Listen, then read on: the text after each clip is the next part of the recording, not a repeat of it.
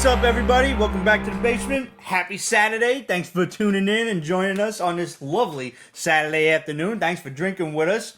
I've already started my whiskey for breakfast. And we got 3 weeks worth of books to review for you. Not the least of which is Superman Year 1, DC's Event Leviathan, Red Sonja Birth of a She-Devil, Incredible Hulk Last Call, Black Cat, The Wailing Blade, Battlecats Vol.2 Issue 1, Dark Horse's Trout, The Hollowest Knock, The Ride Burning Desire, Sonata, and a lot more. I ain't even going to list them all now. You'll see it when we review it. So if you're not already, grab your drinks, join us. It's going to be a fun show. Plus, we got all of this cool stuff to talk about. Yeah. So I think right off the bat, Superman Year 1 is probably like the biggest deal that everybody made over the last 3 weeks. Who asked for this? I don't think anybody asked for it. But I didn't hate it. I really didn't. All right. It was, I will say, there are parts of the dialogue that are a bit hokey. A bit? Yeah. Yeah. There was when Clark is talking to Lana and he's like, I'm going to go off and do good deeds. Who the fuck says that? Who actually says that? Outside of the 1960s comic written by Stan Lee. Yes, and considering you're dealing with modern Superman... You are, because people had cell phones and shit like that. Right. That hokiness was just too much. But I really liked the inner turmoil he had over what to do with the bullies at school. Because of course he's gonna be friends with the outcasts. He's not gonna be like a hip jock, or he's not gonna be a bully himself because he's got good parenting. Yeah. Stressing, good parenting. If your kid's an asshole, it's probably because of you. Fuck it, fight me. There are those few that they have good parents and their kid's still an asshole. That does happen. Yes. You gave birth to a little demon. Kill it before you get too attached to it. We at the Pete's Basement Show do not condone the murder of children. Maybe Baby Hitler. Maybe. Could give rise to something worse. You never know. It's true. We don't know what Mussolini might have been capable of. Just saying. But yeah, I was just waiting, with bated breath, waiting for him to kick the shit out of those bullies. And I wanted to see more of that. Like when he finally did it, spoiler alert, yeah, he does. When he did it, that took a serious turn. That was more than just bullying that was going on. Yeah, no, they were that was along the lines of, let's say, Henry Bowers and his crew in It. Yeah, they're on the verge of killing these kids. Yeah, and the whole school's afraid. They really try to stress these kids are out of control. And then the Harvey Weinstein moment. Yeah, that was like, what? Yeah, no, Stephen King wrote in It when Henry Bowers and his crew were really they were picking on the losers club. They were fucking throwing rocks at them. They were cutting kids with knives and shit. They were fully out of control. Yeah. And the school couldn't do a damn thing about it. It wasn't really until Pennywise stepped in and ate half of them that, something happened. But regardless, I think the aspect of these kids was definitely based off of them. And, okay, Martha Kent was a bit over the top with the, mom's apple pie. Yeah, no, she was... Loveliness and everything. But all in all, I really thought I was going to dislike this. I thought I was going to dislike JRJR's artwork. I thought so too. It wasn't bad. You saw the variant cover by Miller? I did not. Good. It was good? No good. Oh, no good. Well, listen, Frank Miller's not an artist. And he never should be. Neil Adams was right in that regard. He told him, you suck. You'll find something better. And yeah, he's a good writer. Mostly. His Daredevil work is second to none. Let's be honest here. Dark Knight, second to none. When he gets it right, he gets it right. Yeah. When he gets it wrong, it's wrong.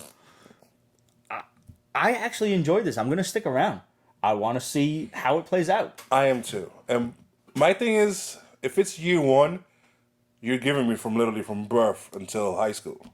That's more than just year 1. That is true. But I think it's not Clark Kent year 1, it's Superman year 1. So Yeah, I don't mind that the first issue spent building up to, where he might be Superman. And I think there's, correct me if I'm wrong, I think there's a bit of Man of Steel in this, where like he's going to join the Navy now. He's going to be out to sea. Remember how Lois found him? How they kind of discovered him in Man of Steel. So I think we might see a little bit of that.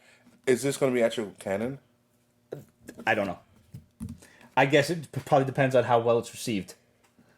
I don't mind it at this point. I don't mind it so far either. Yeah. But I was expecting shit, so. Yes, I mean, hey, when you set your expectations low, it's important that, they build up from there. Yeah. It wasn't my book of the week, but, it was good. I definitely recommend it, especially if you're like a diehard Superman fan. I think you're really going to enjoy this. I agree.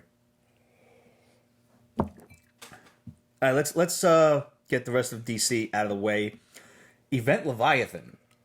Let me ask you, because you definitely read more than I do, and I don't get a chance to read some of the stuff during the week because I'm always fucking swamped with shit. Did anything lead up to this, or was this like just right out of the gate mystery? No, from what I know of, mind you, Leviathan and Talia's version of it was being involved here and there. There were a thread and so on and so forth. And then this schmuck came on and did what he did. This new Leviathan? Yeah. So Leviathan, I got the impression Leviathan has been a character Leviathan, in the past. No, he's not a character, it's an organization. Okay. It's the new head of Leviathan that's extra. Because Talia ran Leviathan. Okay, so this was like a side piece to the League of Assassins? Something like that, yeah. Okay. Which is a bit much, but I don't know. It was, when they kidnapped Clark Kent. How do they do that? He allowed himself to get kidnapped. Obviously. He had to. And then he deems them, okay, this isn't worth it. I'm going to go off planet. You guys got this. That was the only part I didn't like about this.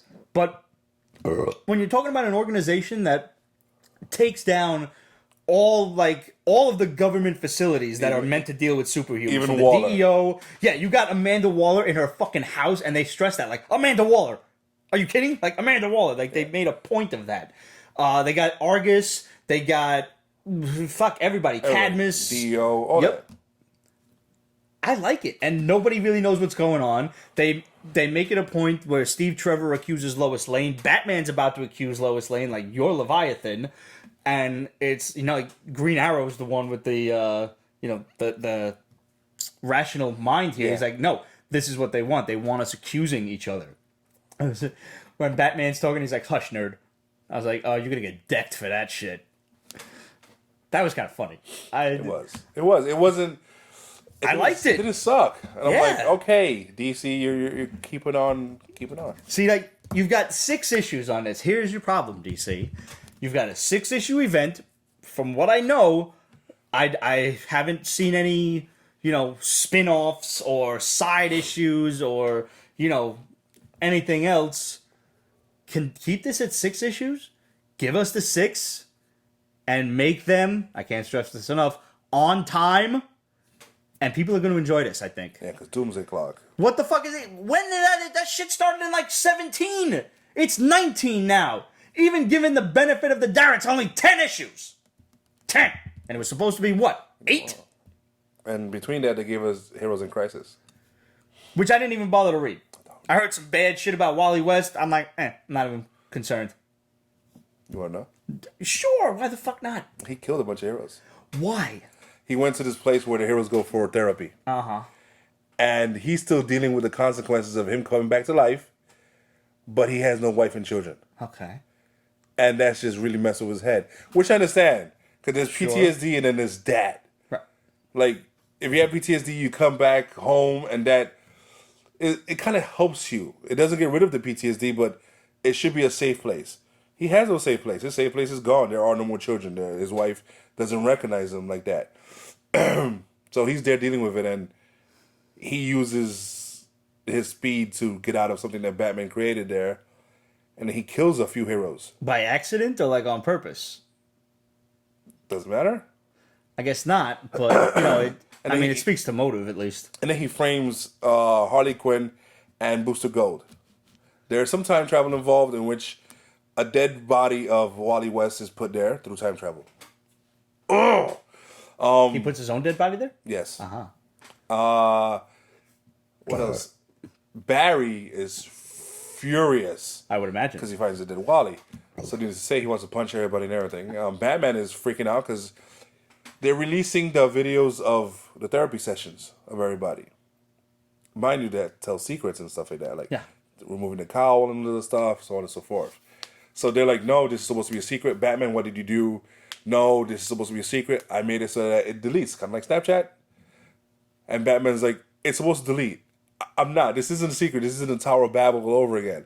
Seriously, no, really, no. And Superman's like, right. You probably have kryptonite on you. No, I don't. 3 panels later on, somebody's fighting him, grabs Batman, and Poison Ivy, and uses the kryptonite he has in his. Of course. It was bad. That's great, though. Batman's a snake. Yeah. He is. Like, Yeah. But the thing is, it was set up by Batman to delete. Uh-huh. Wally uses super speed to get it before it deletes. So, Wally's locked up. That's how it ends. So is Wally going to be like a villain here on in? I don't know. Because, I mean, if we're going by Flash lore, Wally's faster than Barry. I'm alright with that. I'm alright with him being a villain. I just like. I wouldn't mind him being the next Reverse Flash. At that rate. Like, let's make Reverse Flash. No. I don't know. He should be something different. The Sideways Flash. No? 12 years. 12 years. Anyways. Going up the stairs and going down the stairs. And going up the sideways stairs. Oh my god. Anyways, next book. Was it worth it, though? What, DC? The Heroes in Crisis. If they do something with it afterwards. Okay. If they do So either exonerate Wally or make him a just sick-ass villain. You can't exonerate him. He killed heroes. So that's it then. Yeah. He's damaged goods. Okay. I'm fine with it. What? Him killing people? Or him Being a new villain, yeah. Yeah, no, I'm cool with it too. Yeah. I would be upset if they make him a hero again.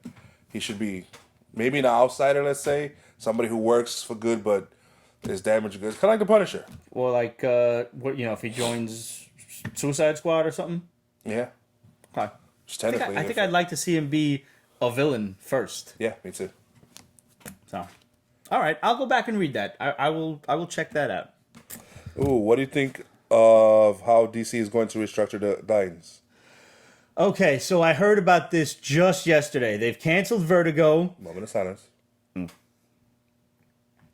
They're not continuing with the the Black Label stuff, or No, they are. There's 3 colors now. Yeah, they're gonna have the colors are gonna be like a rating system. Yes. Of sorts. Black is mature.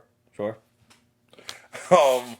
And then there's 2 other colors, and I don't really care for those books. Anyways, there's kiddies, and then there's intermediate. I mean, DC has always had their their children's line. Yeah. They've had those fun stories, and then they've had the intermediate stuff that's for everybody. I mean, So whatever. coding it with colors makes it easier for buying, so that helps. Like, you can send your kid over there to that color. Like, your kid comes home with a black book, you're like, oh shit. I don't really think it's anything to stress over. I think Nah. it's just. I think the bigger problem is Vertigo's gone. Yeah. And I mean, listen, if they want to take the label off, fine. The cancellation of the books is the problem. And like we said last time when we talked about this, when we reviewed comics a couple weeks ago, they try to do too much with Sandman right away. And they try to open up an entire world to you with 8,000 number ones all at once instead of building slowly. Yeah. And that's what you got to do. You got to ease people in. You can't just you can't just lube it and bang right in. You got to fucking Gentle yeah, massage. seriously. Right around the edges. Tap it on the front a little bit for a sound check, I mean, 1 or 2 books, not everything right away. And when Vertigo started, it wasn't just Sandman. It was Constantine. It was Swamp Thing. There were other things. So just in case maybe you're not into Sandman, you never were, or you never read it, you're not being bombarded by all of this. Why the Last Man? Why the Last Man? I always forget that that's Vertigo. Still never read that. That's one of those classic series that I really need to get on. Not clean your mind. Mayhaps, yes. That's all. It's short. It's like 60 issues or something, Yeah. right? Yeah. Yeah, short. Short by comparison to Yeah, let's say Invincible. Yeah. Right. Comics Tribes: The Wailing Blade. Okay. Now, I got this one here. And actually, we're going to do an old school contest. Ooh. Just like last time. Fancy. Yep. Since we're on Periscope right now, this is for all of you guys on Periscope. Ooh. The person with the most likes, the most hearts on this one, gets this here free comic. Look, it's all shiny. It's got a shiny cover. You know you want it, so get those hearts a-counting. Just another reason to watch us live, normally Thursdays, but today is Saturday. But we'll always let you know if the show's going to be switched a day. And by the way, send us a screenshot of your hearts if you think you won, and we'll announce the winner next week. Yeah. So, screenshot that shit and send it to questions@petesbasement.com and title that shit Wailing Blade. Yeah. Quick note, we might announce it next week, because next week's going to be a very heavy drinking show. Oh, yeah. So, before we get into this, I guess we'll talk about next week. Our boy Greg, you know him as Breaking Nerd News, is bringing a friend of his, and we're going to have a whiskey tasting. So we're going to have a topical show, and we're going to get really drunk while doing it. And we encourage you at home to drink responsibly, because we probably won't be. Just fair warning. That's why next week's show is on a Friday, because I may be off on Friday this summer, but some people aren't.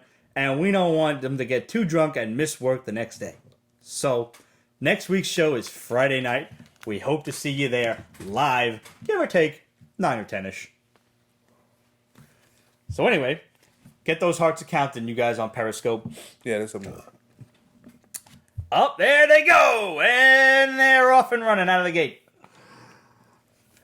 Okay, so the Wailing Blade takes place in, I guess, a far-flung future of our own Earth, because they make reference to ancient technology, which I appreciate. Yeah. And this dude with the Wailing Blade has, like, this shit is like a buster sword / gun blade / fucking computer sword. Yeah. It's like living technology in a sword that doesn't even have a straight handle. That's why That bugged me. But that's why I akin it to the gun blade from Yeah. Final Fantasy VIII, is because it's got that curved, like, gun-style pistol handle. So this dude, the head chopper, what the fuck was his name?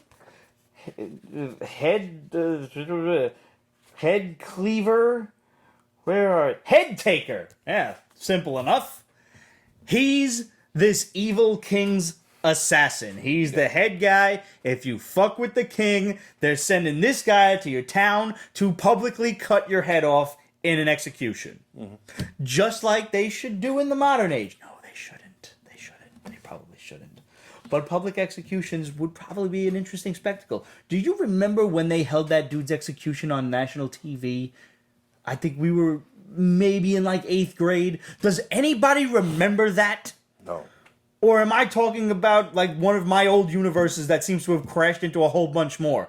But I remember they did it during a TV show. They weaved the story into this shit where they had this guy commit a whole bunch of murders and then they sentenced him to death, and then they had the execution on fucking national TV. They even had the death clock when it hit a minute. Does anyone out there remember this? I'll send you a free comic. Drop that shit at questions@petesbasement.com. Remind me, please. Because I know it happened. I know it. It's not like the Bernstein Bears fucking debacle. It happened. It happened. It happened. He's an aluminum foil hat. Somebody's got to be commenting that shit happened. Not yet. Fuck. Yeah. Nah. So anyway, this dude, like, here's my problem with this. The only problem I have with this book is the evil king. He refers to himself as the tyrant. Yeah. Like, you know, most evil kings, they don't really know that they're evil. They're just dickheads, and everybody else calls them tyrants. He's actually like, nah, I'm a tyrant. Fuck all of you peasants. I'm a tyrant.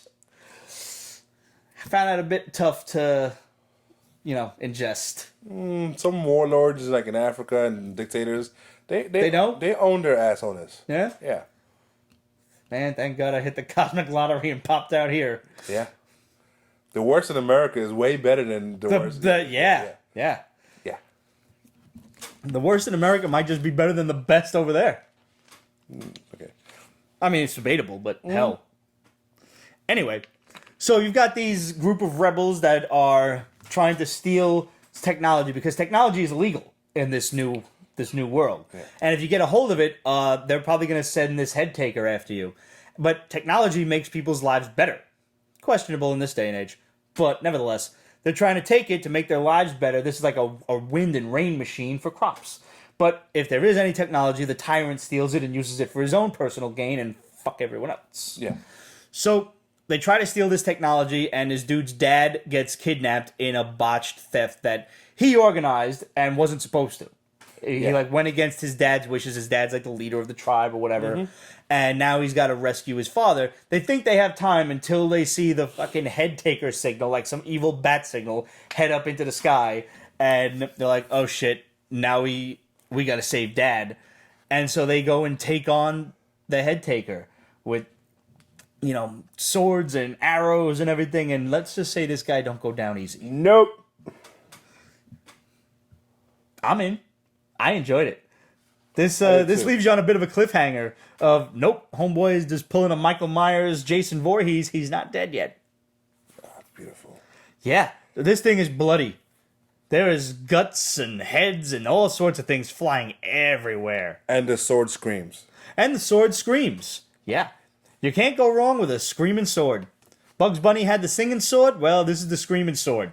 And it screams every time it goes to chop somebody's head off. Definitely a fun book, a cool indie book that might have, you know, slipped under your radar, but you should definitely check it out from Comics Tribe. Image's Thumbs. Yep, pretty much. This is another far-flung future where technology is kind of illegal. You have gamers, and I'm talking about like gamers who will play, you know, those first-person shooter type games. Yeah. I don't know any. I really don't. Hannah, any help? Serious gamer games. Yeah, Like you get lost into and Call of Duty, those type of things. more epic than those. These are the gamers, not like me and P. Rainbow Six. Yeah, I don't play any of these games because I suck at them. I know that. I don't want to suck at them, and I don't want to get insulted by and then have to fly to the house of an irritant fucking 10-year-old and beat the shit out of him. Because I will. We at the Pete's Basement Show do not condone the violence against underage children, or violence against children, or violence against anyone. And we have to say that. I'm just saying. So this guy, Thumbs, he's like the best of the best. Hence, you know, Thumbs. Get it? Thumbs. And some shit happens where this is like another one of these botched missions, and Thumbs gets hurt, and he's in kind of a coma. So he gets shot up. Yeah. And while they're trying to heal him in their, you know, little secret base, said base gets attacked by the government. Hard. And Thumbs, spoiler alert, wakes up from his coma, and he's like, oh shit, you know, where am I? What happened? And he looks in the mirror, and it's been a while. Yeah. It's been, what, 5 years? 10 years? Yeah. Something like that. He's an adult now. Yeah. And he has to go looking for all of his friends. Who, Kind of like Walking Dead, but he's older. yeah, no like dogs. Rick woke up in a month. This dude woke up years later from his fucking coma. That they had to induce in order to heal him. So, this is interesting. I'll give it a rule of 3. Yeah. I'll give it 3 issues, see where this goes. If you're a gamer, you're probably going to really like this book, I think. Mad Cave's Battlecats Vol.2, Issue 1. I got that one right here. Okay, I've been singing the praises of Mad Cave's stuff for quite some time. Battlecats, the first volume, was basically like if Dungeons and Dragons and Thundercats had an unholy love child, it's this. And Volume 2 picks up right after Volume 1 left off. The Battlecats have betrayed their king. They didn't complete the mission because they realized that the creature that they were sent to kill was a cursed and mutated version of the original king. And they're like, all right, we can't kill this dire beast. We got to save it somehow. So now they're disgraced, and as punishment, they're being put into this arena of death to basically win back their honor. Yeah. And this arena of death is going on for 3 days, and the contests are going to get harder and harder. All the while, like the king's advisors are pleading with him, like, stop this shit, because if the Battlecats die, we have nothing saving us from the other two fucking real tyrants out there, a former Battlecat and another former, holy knight. Then they're both now evil, and it seems like separately evil. I don't think these guys have joined forces yet. I'm not rating that out of the book. But they're both setting their sights on the kingdom to attack it. And in this book, they find one of the Battlecats' parents, and that doesn't go over too well at all. I liked it because I never got a chance to finish the first volume. Okay. And it was like, okay, this is good stuff. Just you picked up right up action. You know who's bad, who's a dick, and who's good.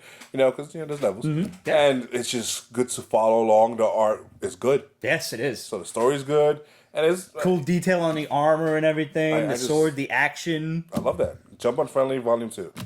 Fun book, and if your LLC is not picking up Mad Cave Comics, make sure you go and ask them, or you can always go on madcavecomics.com and check them out. This Battlecats is just one of quite a few really great titles. Honor and Curse, Golden Sun, Knights of the Golden Sun, Midnight Task Force is the other one. Yeah, they've got a lot of good stuff. They have this coming out next year. End of this year. Okay, I didn't see that one yet. Yeah. It's just an ad, but it looks nice and creepy, which is always good. Yeah. Wow. I'm glad to see they've got a lot of stuff coming. Yeah. We wish them nothing but success.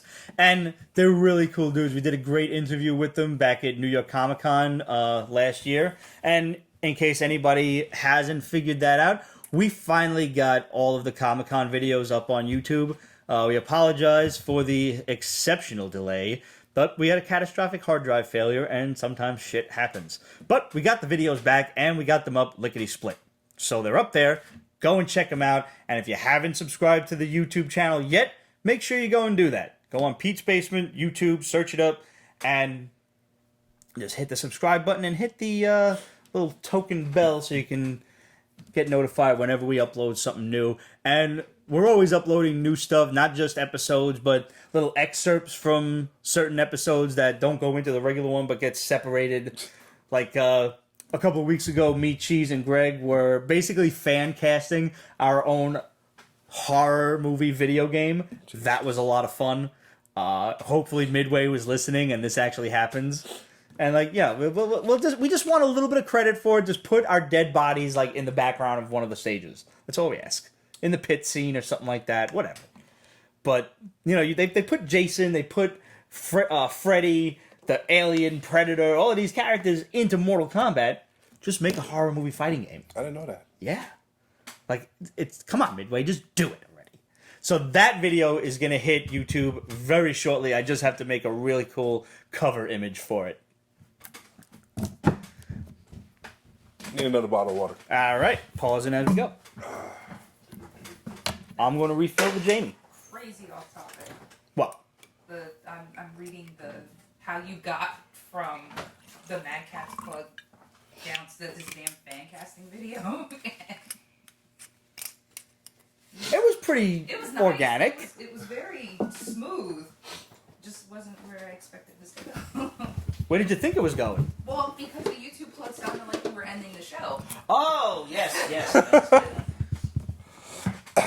So I'm writing and I'm like, I thought we had more comments.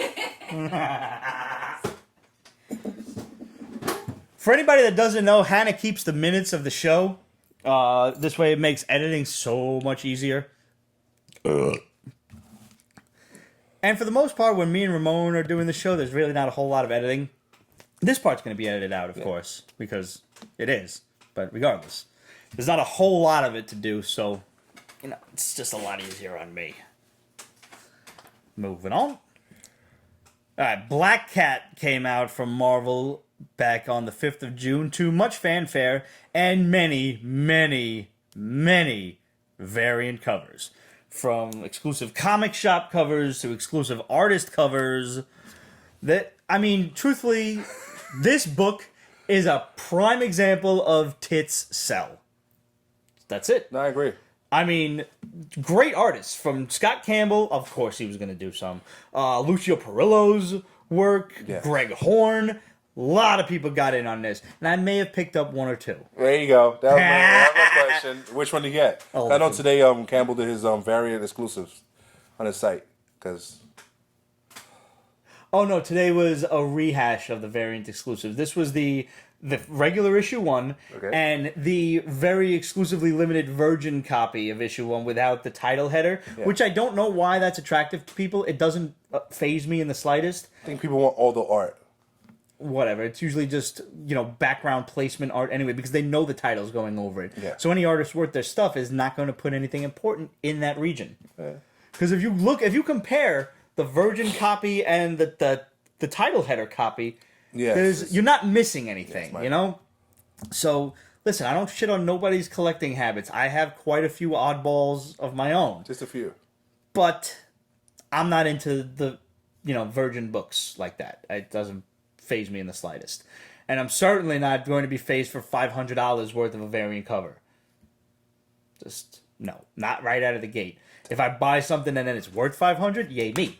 But for $500... I need a return on my investment, and I don't see that happening with these covers. No, that's just a fluke. Yeah. Everybody's waiting for that new Delato 667 variant, and it doesn't happen that often. It has happened. It has, not into the $20,000 effect, but there have been a few Scott Campbell, Wolverine, and Deadpool variants and shit that have gone up, and other ones, but for the most part, no. So for $500, I'm gonna go buy some Silver Age or Golden Age thing, and. Well, let me tell you how to spend your money, but take my advice, and that's how you should spend your money. If you want a return on your investment and you're not one of those crazy completionists. Vis-a-vis.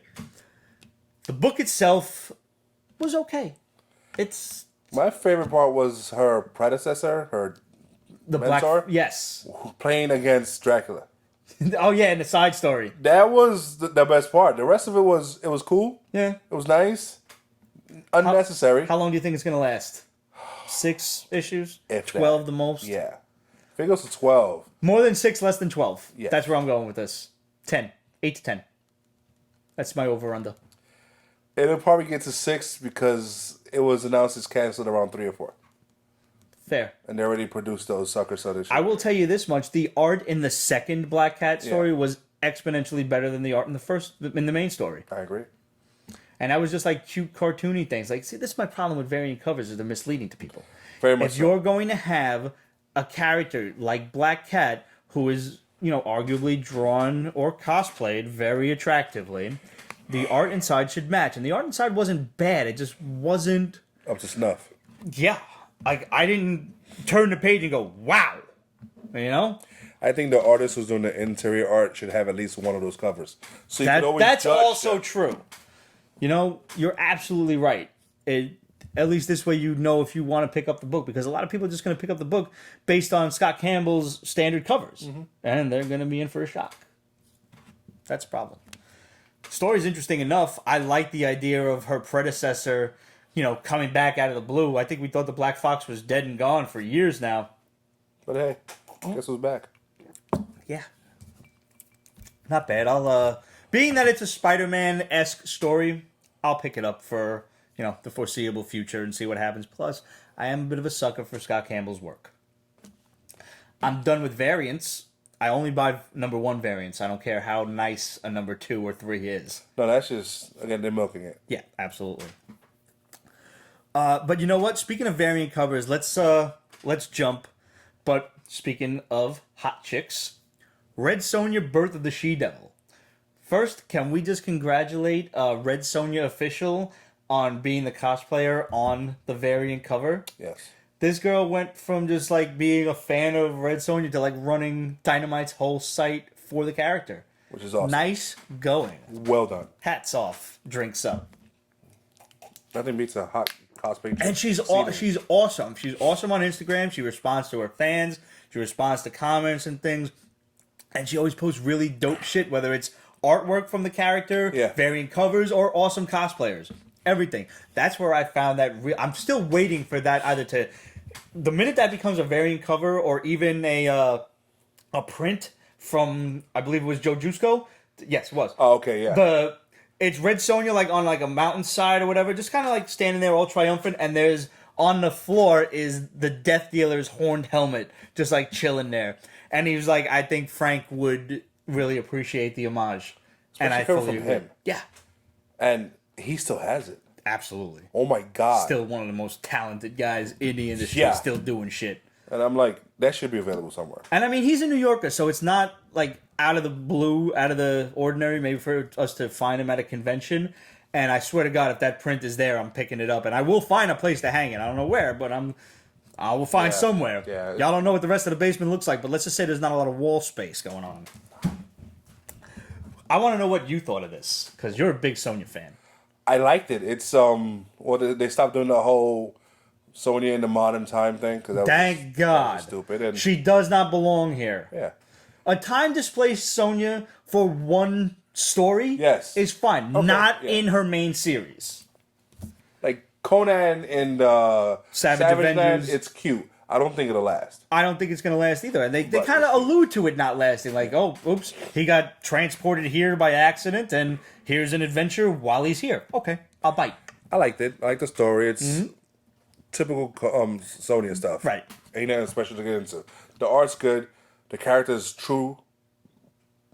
That's it. I never knew about, like, her surrogate father.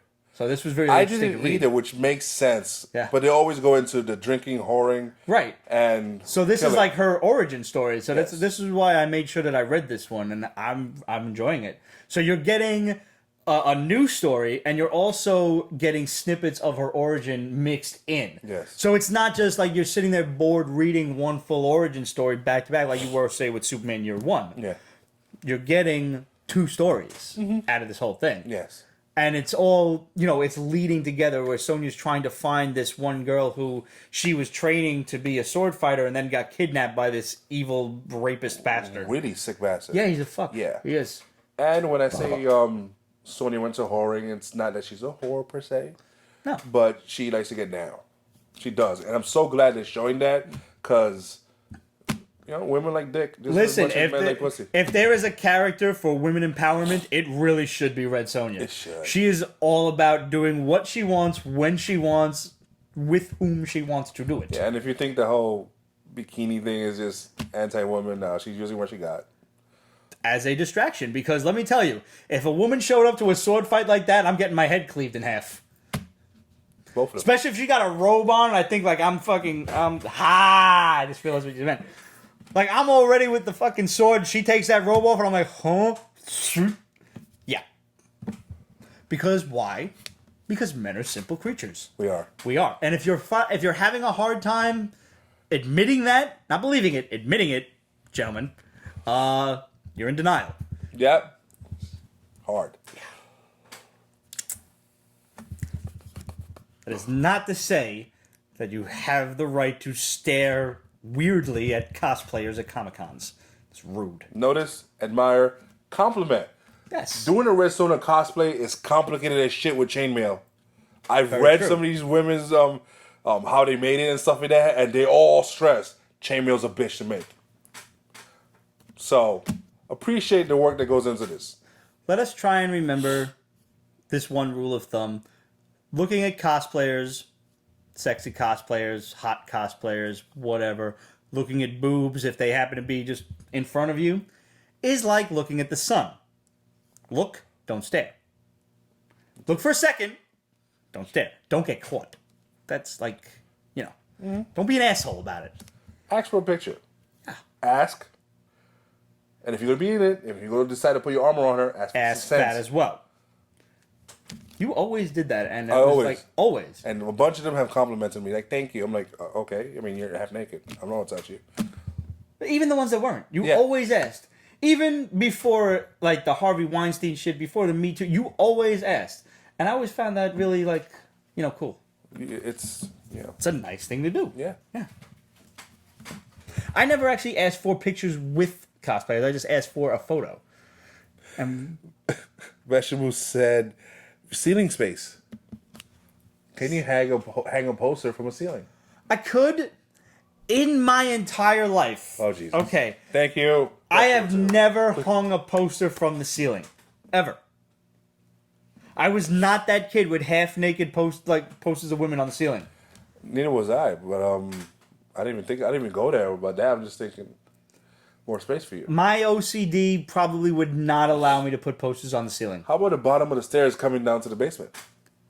On those walls like that? No, on like that in front curved of you. wall? Like, that's what I'm saying. On that curved, that angled ceiling.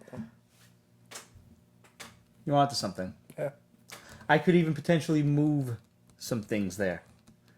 Nothing in a frame, because even if if a nail fails, it's bah! You're getting a broken nose out of that. Yeah. All right, moving on. Let's stick with the knights and dragons and stuff and go on to Image's Sonata. I think I liked this. First, my memory. Okay, so this one, mixes like outer space with a little Dungeons and Dragons type of stuff with just modern warfare assholes. So let's just say Earth, the home planet, is kaput. We've ruined it. We broke it, and we've moved on to other planets. So we land on this new world, and there are really cool creatures, bird type of things that we fly around on. There are these other primitive creatures that we've made friends with that we can communicate with. You're right. Okay, it came back to me. Yeah. And there's this peaceful tribe that is just trying to kind of make their way. They have some interesting technology. They're sharing it with the denizens of this planet originally, who, like I said, we've established a nice communique between. And then these other dicks arrive, and they're just out for the taking. Yeah. They get here in their fucking massive ships, and they dam up the river, all for their own taking. Just instead of sharing, like, hey, Pete, let's share this drink. They're all about, well, if you don't like it, move the fuck on, because we're not about to, it's us now. And there's more of us coming, so you want beef? We got it. But right now, what they don't admit is they're outnumbered grossly. But the other tribe wants to be mad peaceful about it, so they don't know that they're really outnumbered. And they think, it's funny, this was really funny that I found, they think their technology is better than theirs, and the assholes think that the other tribe's technology is better than theirs. Yeah. So it's a really interesting kind of antithesis on both mindsets. And so they dam the river up, and this small group decides they're going to go talk to them, and that's when we realize, you guys are dicks. Like, they're not having it. They're not into peaceful discussions, not up for discussion. We're keeping the water. Okay. So rather than go to war with these people, they decide on some subterfuge, and they're going to blow up the dam. Which is an act of war. Yeah, like, how do you think you're not going to get into a fight after this? You're blowing up my shit. It's on. You think you're going to just poke a hole in the balloon and shit? Like, oh, we're going to get enough of water out of the deal to, sustain us. And they're not just going to plug that up and be like, yo, what the fuck you do? They did it once without you knowing about it. They're going to rebuild it. And they're going to try to fuck you up afterwards. And the whole pop a hole in the balloon thing was a good metaphor. Because what happens when you pop a hole in a balloon? Yeah. And that's exactly what happened with the dam. They blew it up more than they thought they would. And now it's going to flood the whole valley. Yeah. This was cool, though. I liked it. I really like the artwork. I love the splash pages of, showing the houses. Yeah. All the tech and everything, all the structures that they built. Flying animal she's flying. Yeah. And I love that Bert just, dipped at the first sign of trouble. It's like, I thought we were a team. Bert's like, deuces. How did Bert go? Like this. Yeah. He's right here. Fuck your ass. I just saw it again. Damn that internet delay. Now, it was actually a really cool book, and definitely sticking around, and I hope you guys do too. Image is good at taking our money. Yeah, they are. Yeah, they really are. All the indie stuff lately. Just, it is what it is. What else we got here? All right, let's chime back over to Marvel, and we got Incredible Hulk's The Last Call from June 5th. There's a really serious tone for the Hulk book. But then again, I mean, the Hulk is on the serious side nowadays. That is true. But this goes back to, a time before Immortal Hulk. This is still when it's Bruce Banner, old green skin, and they're, conflicting relationship between each other. And he calls a suicide hotline. And he wants to kill himself. But he explains that I have trouble killing myself because... And they make a reference to one of the points that he says in Avengers 1. Is like, I try to put a bullet in my head and the big guy spit it out. The other guy spit it out. Yeah. And he goes through all of these different methods of killing himself, from pills to throwing himself off a building and everything. So, in this case, he hires an assassin. And he's either going to give one signal for, blow my head off, or another signal for, nope, contract's off. I want to see that happen. Would it happen, is the question.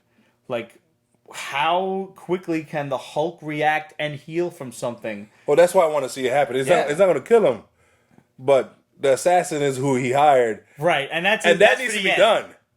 Oh my god, that needs to be done. That I'm going to save that as a spoiler for the end. Who the assassin is really fun. But the rest of the story is very serious, where Bruce is like just kind of talking his way through adventures that he's had as the Hulk and how it's affected his relationship with his wife Betty, who is now deceased thanks to him, or he blames himself because somebody else killed her because of him. Yeah. I'm not totally familiar with the history behind that. I know it does harken back to most of the modern Hulk books. But the girl on the suicide hotline is a friend of Betty's. Yes. And that's why he's talking to her. So he's going through all of this stuff, and then at some point he's saying, like, the Hulk doesn't really do anything good. Like, he's just a wanton path of destruction. And cue this girl's stalker. For like it's not her ex-boyfriend or anything. It's like she accidentally drunkenly gave her number to this dude at a bar, who turns out to be none other than Mr. Hyde. Yeah. Who is a Mort villain? Pretty much. Has super strength. Yeah, he like hulks out kind of thing, and Yeah. he becomes Mr. Hyde. And they've toyed with his strength before, because he has gone toe to toe with Thor. Yeah. And he tries to punch the shit out of the Hulk, but once the Hulk realizes that like his friend is in danger, madder Hulk gets, stronger Hulk gets, so it's a wrap. Right It's there. over, yeah. It's almost like a side. And then he has to say some shit about his wife, and that's it. Like, shit. Yeah. You don't want to piss off the Hulk. So the girl is like, it was thanks to you and thanks to the Hulk that I'm okay. So remember that. And he calls off the assassination. But, suicide's a pretty serious thing. So it was really interesting to see that, just kind of, I guess, treated in something of a lighthearted manner in this, So, like, if you know anybody, and chances are we all do, hey, just if you ask them, hey, you okay? And they say yeah, they might be lying. So, ask them again or something. It's a lot of serious issues. A lot of serious issues, And the thing I want to point out the most out of this book, aside from the seriousness of, wanting to commit suicide, because, there's always a brighter day tomorrow. Plus, people suck. You don't. Chances are it's people around you that suck more. Yeah. And yeah, you'll miss pizza and cheeseburgers and whiskey and new cartoons and stuff. And boobs. New Marvel movies. Boobs. Stuff like that. There's always a brighter day tomorrow. Remember that. This little PSA from the Pete's Basement Show. This brought back classic creative team Peter David and Dale Keown. Mm-hmm. Yeah. Yeah. And apparently this is a thing Marvel's doing for their 80th anniversary. I'm cool with that. Yeah. There's going to be a series of one-shots starring all your favorite characters with all your favorite creative teams. I am so looking forward to this. Yes. Some people will be dicks about not getting what they wanted, but yes. Yeah. I want Jim Lee and Claremont to work on something. Don't you think that they would be the team for X-Men? It'd either be Claremont and John Byrne. Yeah. It's going to be one of the two.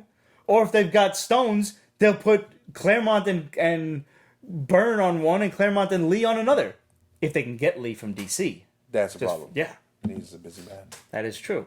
But there's fucking enough X titles running around, for God's sakes. What if you got Claremont and Frank Miller on?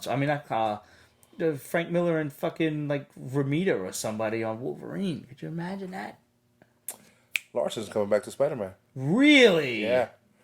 I saw that somewhere. I don't remember where, but I saw. That's like a main thing? I don't know Maine, but he's definitely coming back. Probably one of these things then. I wonder. I mean, Larson's got a pretty classic run. I was kind of hoping for Mark Bagley, but, you know, I'll certainly take Larson as he was the first Spider-Man artist that I ever saw. That'd be dope. Oh, wow. Michelini and Larson? That would be really great. He returns to Amazing Spider-Man. So this is after Ryan Otley's run, then? I guess so. All right, cool.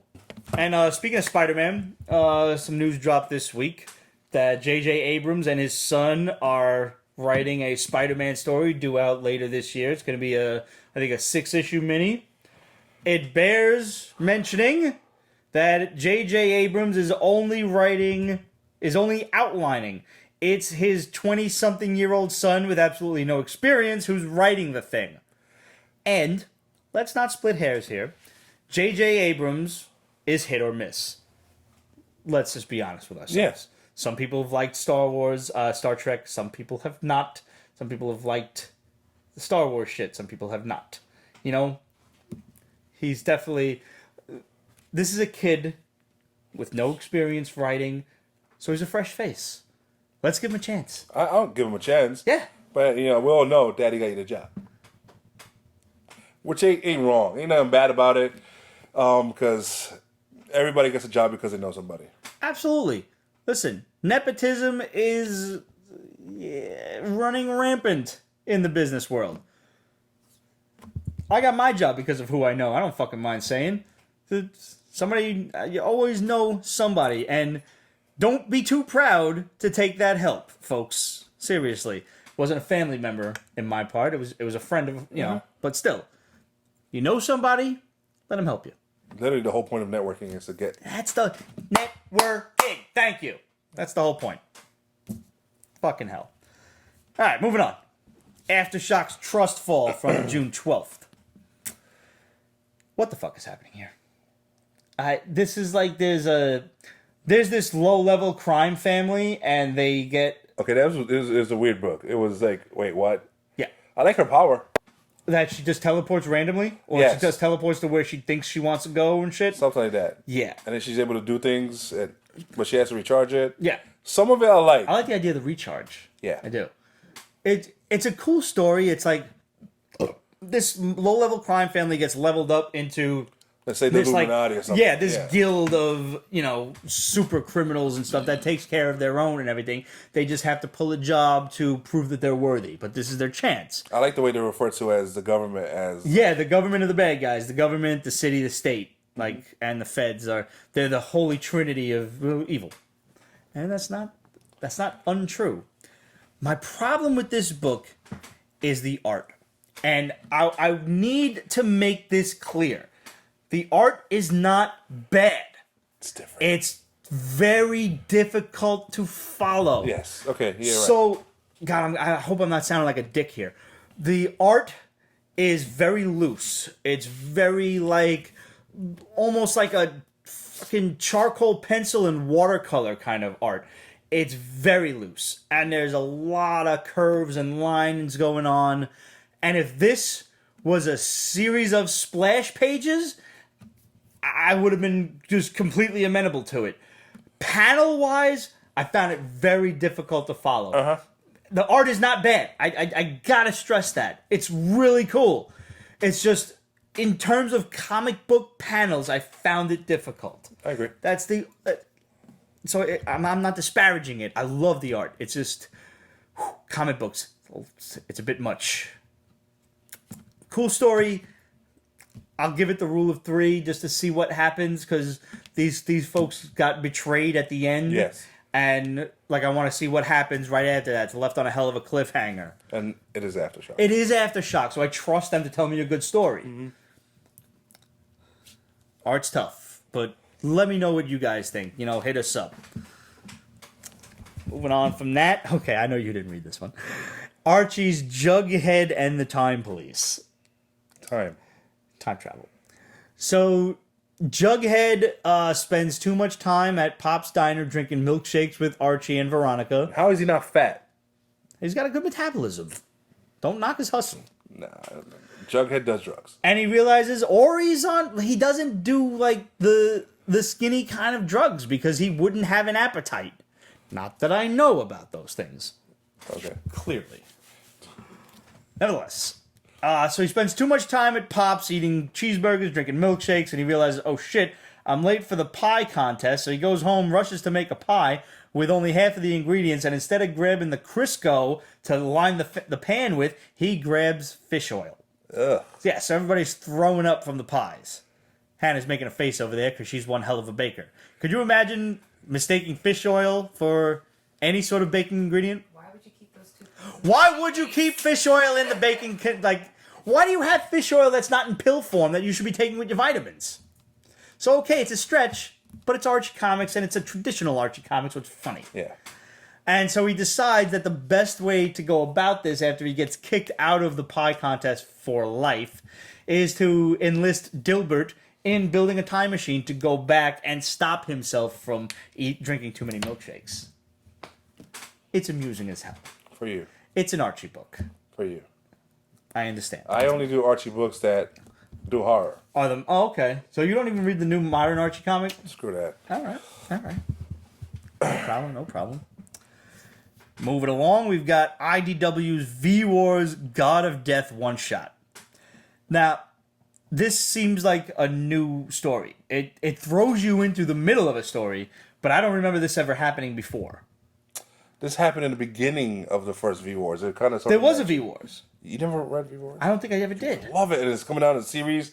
I forgot where, but it's coming, and it's epic. This virus. Okay, so this is a continuation. Yes. There is a virus that basically, like an X gene for mutants, awakens the V gene in people and turns them into vampires. But not everybody's the same vampire. Like, how cool was that idea? I'm like a regular blood-sucking one.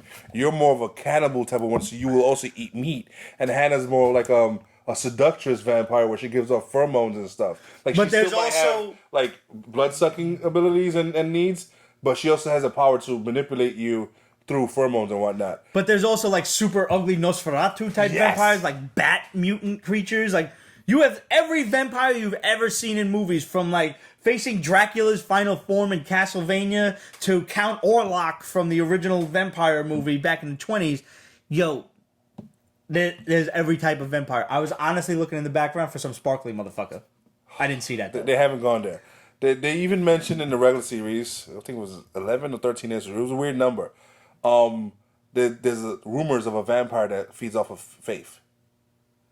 And I'm like, okay, you mentioned it. You better show it. So this is why they spend this issue trying to resurrect their vampire god. Yes. Who was basically like just patient zero. Yes.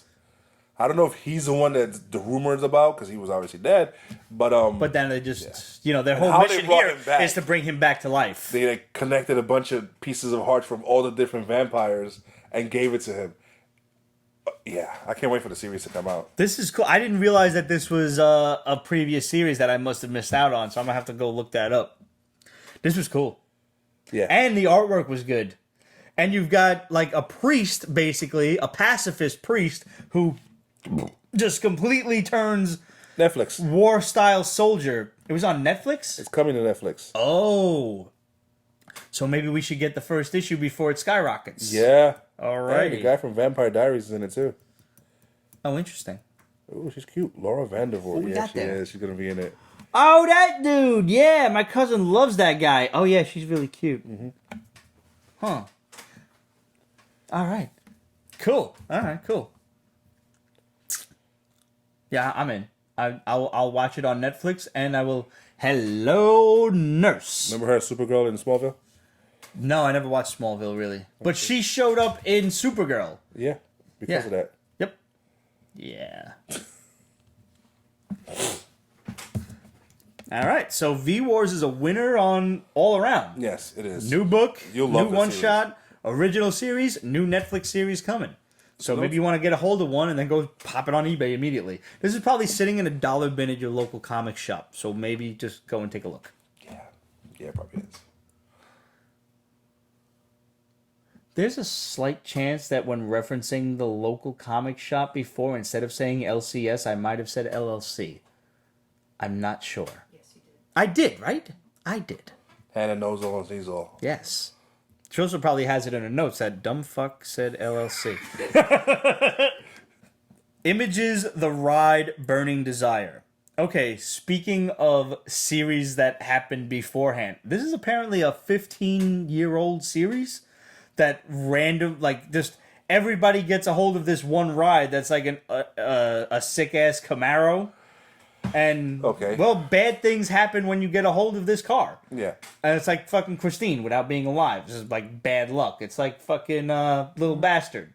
James Dean's car. Oh. Wasn't too good of luck for him or anyone else that owned it afterward. But basically, this is like a crime noir story, just like Criminal from Brubaker. I didn't dislike it. Yeah. It was disheartening to know that there was so much involved beforehand. But it's fairly jump on friendly. Yes, that's what kind of saved it for me. Cause Yeah. Like you get an essence of who all of these characters are, and then when you learn that there's way more to it, you're like, oh, I could read about what everybody was just talking about in this issue. I enjoyed it. So did I mean, Brubaker has been doing his own thing, but his own thing is pretty good. Yeah, this has nothing to do with Criminal or anything. This is a whole other, type of series.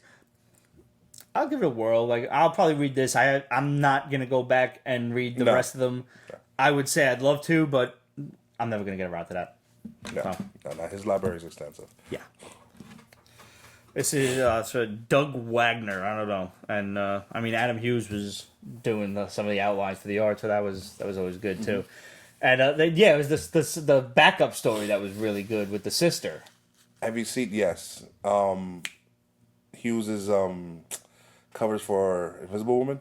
No. On Instagram. No, I can imagine though. Yes. Next up, we've got Silver Surfer Black. Yeah, I can hear Ramon laughing. I mean, this is written by Donnie Cates, so it's good, but it's also terrible. I could not wrap my eyes around the artwork. You loved it. I hated it. I hated every moment of it. What was with that giant crotch shot where he's like stepping over the page? Why do I have to look at the Silver Surfer's non-existent chrome dick?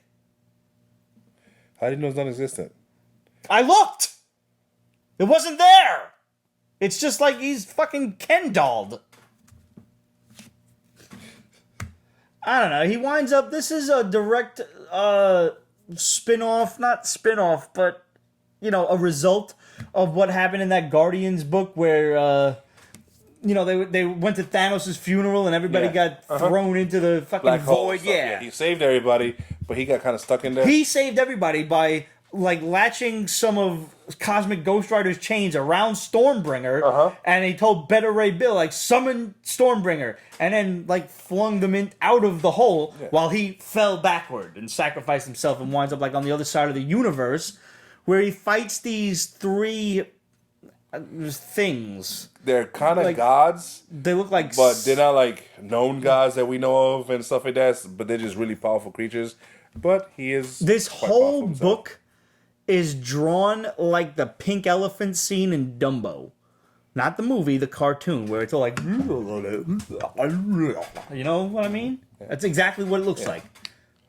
And, I don't know, he's fighting these gods for several pages. They're like the guardians of this one castle, and for some reason he decides to beat the shit out of them and open the door that they're guarding, because it seems like a brilliant idea. Yeah.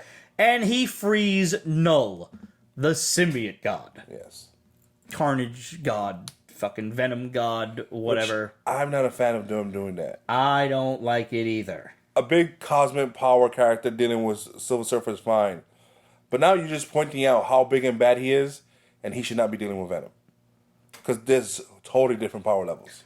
I don't know. I don't mind a planet of symbiotes that was introduced when Venom was, space crusading with the Guardians and everything. He had to come from somewhere. Yeah. Right. I guess it stands to reason that these symbiotes would have some sort of religious faith or something. So, I don't know. Is that really an organic, progress to this story? To the story of Venom and the symbiote? To have Null being this cosmic creature and everything? I don't know how I feel about it. I think it's I a don't waste know. of Surfer. Yeah. I don't know. It's.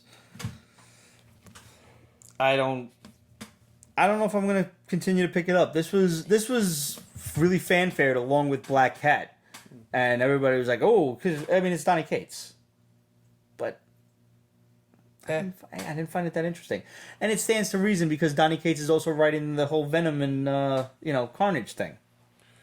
Yeah, I guess. Whatever. I want to take a brief moment to point out a couple of things on the table here. One of which is this old silverish-ish golden age book called Pin Up Pete that I decided to pick up. You should cosplay that. You are not the first person that told me that. Since I showed this to people, I'm like, I think I need this book. I first saw it on a auction for Comic Connect, and that was like a 6.0 that I think it sold for like $300-400. I scored this one for far, far less than that on eBay. And when it comes to golden age books that I just I find interesting, I want to flip through them. I don't want to get them graded. Yeah. So I want like something like this or anything EC or horror, old school pre-code horror like that. I want to get it ungraded because I want to flip through it and look at it because the odds on finding this any other way are pretty slim. Are you gonna grade it? Probably not. I don't. It doesn't seem like a grade-worthy book to me. This just is something I bought for fun because it's got my name running around on it. You should frame it and put it somewhere. I might, yes, do that. Again, where? Yeah, I don't know where. And sitting over here, amongst a bunch of other stuff, is Stranger Comics. I've kicked in on their Kickstarter, and this arrived this week, is the Niobe She Is Life hardcover. And I got a bunch of other really cool books in there, different variant covers for Niobe She Is Death, Niobe She Is Life, and Assessa, and a whole bunch of other stuff. Plus, I got really cool... Oh, the cards and interior stuff. cover is a poster. Oh, yes, the interior cover is... The fold-out is a poster on the dust jacket. Yes, it is. And Well done. these really cool cards. If you're not following Stranger Comics on Instagram, and our man Sebastian Jones is the creator of Niobe, make sure you go and do that and go say hello and tell them the Basement Boys sent you. They do Kickstarters pretty often, and they've always got really cool stuff going on. Yes, really cool stuff. Obviously, It's also the, I believe it's the first hero main character of featuring a woman of color drawn and created and written by people of color. nice. Yeah. Also, Written- he just signed up. For this whole series is coming to Netflix. I believe it's Netflix Netflix. or Was it HBO? Netflix? HBO? It was HBO. HBO. Yes, you're right. They are opening up the whole world of Niobe for you soon. So get yourself on this now. I'm happy to have been on this from Jump Street because, It's gonna blow up. yeah, HBO you're going will to see promote this the stuff shit on out of this. eBay real soon. And you're going to want to be in on the ground floor as soon as possible. Maybe it's not the ground floor anymore. Maybe it's like the second or third floor. But you can grab a quick elevator to that and go ahead and get it. Just go on strangercomics.com and I'm sure you can order a whole bunch of stuff. And it's a great story. And it's such... This is how you do open world stuff. This is how you introduce comic fans to new worlds. You don't throw it in their face. You build on it slowly. They started with Niobe She Is Death. They went to the Dusu and Assessa, and now the new one is Niobe She Is Death. They build on it, give us series by series, and let people experience it slowly. And main reason that I chimed in on this Kickstarter was they had a option for a variant cover featuring a whole bunch of different faces for people who kicked in. And if you have a look on Instagram and you flip over to the back cover of this, you will see my charming visage on the back cover right there. And I sent them a whole bunch of pictures, both with sunglasses and without. And that's the photo that they chose. That's the one. And I'm happy with it because everybody else got a mad serious face or they're smiling. And there's me looking dopey. You can't miss it. Now you can't. You can't. Like, who's this dipshit? That's me. That's me. Hey, right here. Hey. Sebastian and Stranger Comics they travel to conventions all over the country. So if you happen to see them there, they always have a really big and really cool display. And friendly. Totally friendly. Yes. There's like always people at the booth, and it's really dope. Make sure you go and say hello and tell them the Basement Boys sent you. They will be absolutely happy to hear from you and happy to see you.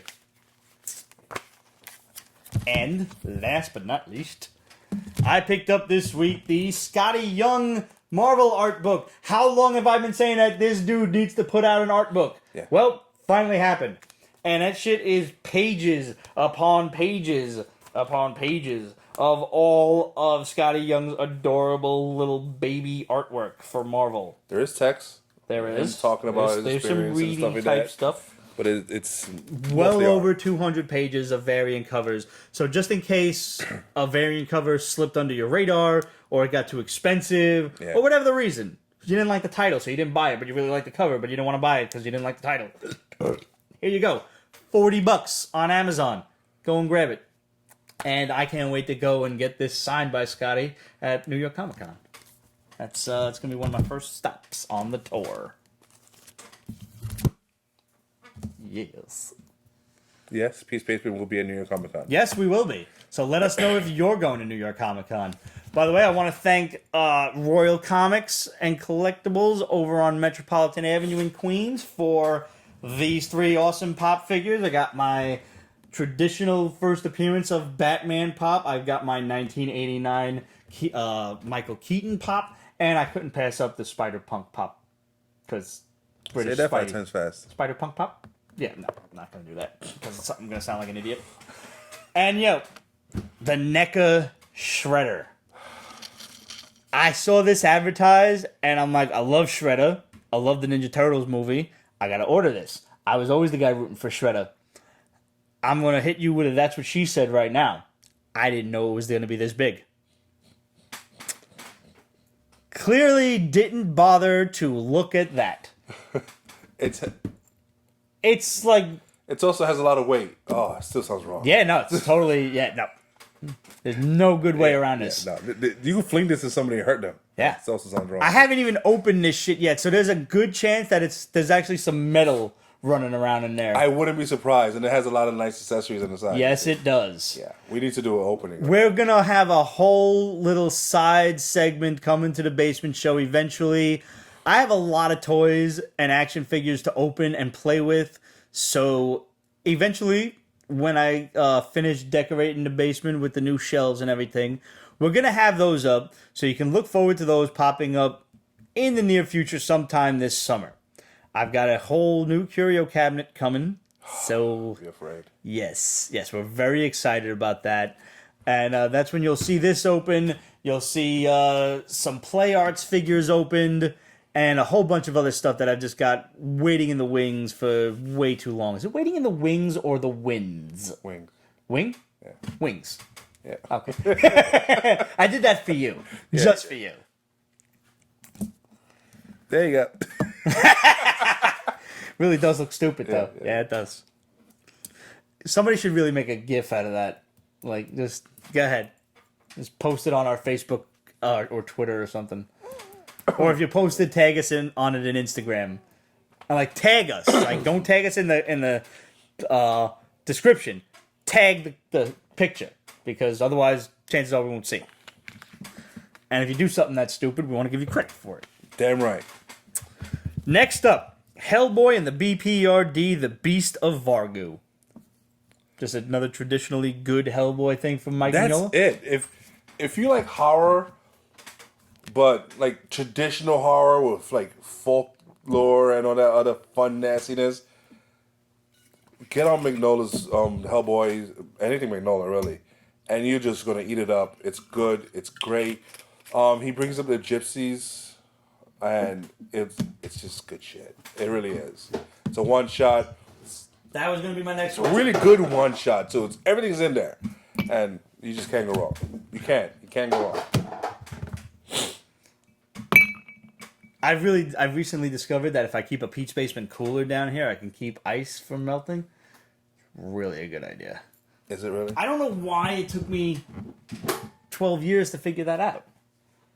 I'm actually I'm gonna buy like a nice blue cooler and put a Pete's Basement logo right on it. Of course you are. Yeah. Speaking of Dark Horse and weird ass horror, Trout, the Hollowest Knock. I love you, Dark Horse, but this is... What was this? What happened in this? Was this something previous? All right. Yes. Oh my God, it was, and I didn't know that until I saw this. And I'm like, let me get into this. It looks interesting.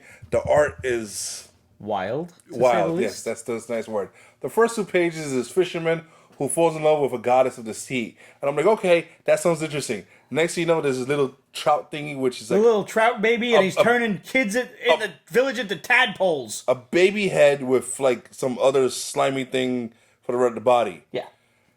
And then it got weirder. As if it couldn't. And I'm like, no, I need to abandon ship. Oh my God. And I read the whole book, and I will not be picking up 2 or 3 or 4. I'm glad you said it. I could. I mean, and we all know I love Dark Horse, but this is just like, no, this isn't my cup of tea. Nope. Samurai Jack, Lost Worlds. Did you get a hold of that? I did. It's more Samurai Jack traveling and all this other stuff. And I never actually watched the cartoon. Did I miss a lot? I've seen bits and pieces. It's like a novela. It's a soap opera. Spanish word for soap. I understand. I know what it is. You're supposed to just like, get on from the front of the first story and just follow it through. I never did that. I just saw bits and pieces there where has like serious tones some episodes, and other ones like just like. So basically, this is a niche book. Like if you were on Samurai Jack from Jump Street, you're gonna love it. And Hannah's over there raising her hand in the background. This is jump on friendly. Okay. Like it doesn't say why this or that, but if you just take it for like there's a town that's trying to be raised in the same way Samurai Jack is, his code of ethics and everything like that. Okay. Like okay, there's a cyborg and all this stuff like that. It's fine. But I mean, you really gotta have a love for the character first and foremost, right? So try this book out. No, you might like it, but it's definitely more for those that are already drank the Kool-Aid. Mm-hmm. Kind of like the Buffy books. They're good. Right, I was going to say, like the Voltron books that I was buying and shit. Yeah. Usagi Yojimbo from IDW. Good stuff. This is Magnolia-ish in that it tackles stuff that strictly has to do with Japan and ancient Japan, and it almost educates you, because after a while you're going to start like looking up these words. Stop playing. This is real. Oh, okay. And all right, that's cool. I appreciate shit like that. Like the last one I read was how Japan fought against the Christians, and they used some weird thing to step on something which is offensive to Christians that they thought it would be, and it was interesting because that was true, and they just threw it into the story. The art is still very basic. Yeah, it was. But it's the same. I'm surprised it was in color. Usagi is usually in black and white. Yeah, nothing wrong with the color. So it's good. I want to make reference to another thing you said, like stuff that you want to look up and shit that's real. Yeah. Going back to another, V Wars from IDW, they mentioned quite a few vampire species in this that you're never gonna have heard of unless you're from that culture. And they mentioned different gods of death at some point that you're going to want to look up, and all of it's real. Because I actually sat there and Googled all of these different things from, ancient Mesopotamia to different Native American tribes, all of these different cool gods of death. A lot of old religions have... And different vampire legends from different cultures around the world, from Russia and Poland to the traditional, Eastern European, Western European stuff. Really cool shit. Comics, when done right by some creators, really do broaden your horizon if you bother to look into it more. Educate yourself. Don't hesitate to Google something. It's pretty interesting. Real quick, the space between Spooky Girls, the Tarantula Twins. This was cute. It was cute. This is something I saw this. I'm like, Luna needs to read this. Yo, this is perfect for little girls. Yeah. Yeah. It's just like Monster High kind of thing. There's a whole bunch of different monsters and creatures going to school and having issues, and these 2 twin girls, one of them's like a super nerd, one of them's hanging out with, a bunch of dicks. Yeah. smoking a centipede? Yeah. That was great. And when she freaks out, she webs up, and they make fun of her for doing that. But like webbing is serious. Like it happens to It happens. To It's awesome. Yeah. This is really a fun book. It's not long. These are great characters, and I hope to see more from Space Between. Yeah. This is really cute. And last but not least, Valiant's Psi-Lords. Did you read this? I did not. I was gonna. But then I realized that it was volume 2. This happened Is before. it? Yeah. No. The problem with Valiant is it still also has the old Valiant stuff attached to it. So maybe there was Psi-Lords a while ago. I wouldn't doubt it. But I never read it, so screw him. Okay, okay. I just assumed you did, and that's why I stopped myself from reading it. This takes place in some future lab, and it's obviously the future. They're not on Earth, and there's these people with extraordinary powers and the variety. They're all from Earth, but they're not on Earth, and they're going to get back, and just it's them breaking out from their containment and eventually heading towards Earth. It looks like it's fun. So far, it's jump on friendly. It hasn't added none of the stories from the regular Valiant universe, which is a hindrance in the Valiant universe. But I like it, and I think you like it too. All right, I'll give it a shot. So that does it for comics. We've got some topics, some bombs from the shadow, and some questions and comments to go through. So might as well start at the top. Biggest thing this week was Avengers Endgame is being re-released in theaters with some end credit scenes. How much? I mean, It's probably going to be pretty short. You're probably going to spend an extra 20-something bucks for like 6 minutes of footage. That's my conclusion. just to be Avatar, which technically they own the rights to. Yeah, but Disney didn't do Avatar. James Cameron did, and then they bought it afterward. Mm-hmm. I think they want that top spot to be their own doing. Even though Marvel Studios started before Disney owned it, they've owned it for the majority. They put a lot of work into it. I understand them wanting to be on top. I'm alright with it. It's not that much they got to make. I would have preferred... Avatar did it. No, fuck Avatar. No, Avatar did it. Oh, with the re-release. Yeah, absolutely. Which I would love to see again in a theater in 3D. I heard that they are re-releasing it in theaters. And now... What, Avatar? Yeah, that's what I heard. Like, for its 10th or so anniversary, I'll go see that. Avatar and Coraline are two of the Coraline's best a 3Ds sick flick. you can see in a theater. I'm telling you now, if Avatar gets released later on this year, if we're counting re-releases, it should also count toward its overall goal. They do. Yeah. So it may just turn around and beat Endgame again. Re-release it for like a day or two. Sometimes they do that. Yeah. Like a special one-day showing. Listen, I mean, Disney's got the helm here, so I'm sure they know what they're doing. Yeah. But at this point, I would have rathered Endgame be an extended cut than just extra footage. I'm sure they're going to have a Stan Lee tribute. I can't decide if it's going to be Stan Lee or Robert Downey Jr. You know, like an Iron Man tribute kind of thing. Because by now we've all seen the movie, and if you haven't, you don't care. And if you haven't, you probably aren't watching the Pete's Basement Show anyway. They're going to have like a couple of deleted scenes, maybe just one deleted scene, I'm not sure. And to quote Kevin Feige, a few more surprises. Don't know what. So, what we've concluded is that, because it was also announced this week that Marvel's going to be at San Diego Comic-Con, they do have a Hall H presentation. Mm-hmm. We don't know what yet. But Hall H and San Diego Comic-Con are after the release of Far From Home. Yes. Now, we have also heard that Far From Home has some shit in it. There is after it. And, yeah, specifically after it. 2 post-credit scenes. Some really important Endgame level spoilers. And this is being released worldwide next week. Not in America, but it's being released over there. So the internet is probably going to be full of spoilers. So we're going to be dodging shit like fucking Keanu Reeves in The Matrix. Just like shit like that. What? Nothing. All right. I'm just saying. Just so you know, that's another gift moment. It's too fucking early to be dodging spoilers for a movie. We have 2 more weeks, 3 more weeks, 2 before Far From Home. Yes, it's it's 2 more weeks. So if it comes out next weekend, that means there's a solid week of just staying the fuck off the internet. I don't know. You not seen Opening Day? still, it's a solid week. If it comes out a Thursday or Friday in Europe or Asia, and then Yes, I got you. we're not going to get to it till Thursday, and tickets ain't on sale yet, as far as I know. Yeah, they are. They are? Yeah. Fuck. Fandango's supposed to send me a fucking email. I don't mess with Fandango. You guys are dicks. Fuck. Well, Pre-sale. son of a bitch. Monday, July 1st. Monday, July 1st? It's July 4th weekend. Uh-huh. July 4th being on a Thursday this year. So we can get tickets for the 1st? Yeah. I'll go the 1st. Fuck that. Late at night, like after midnight. I don't care. I don't sleep anyway. They don't let me. July 2nd, you can catch it crackhead early.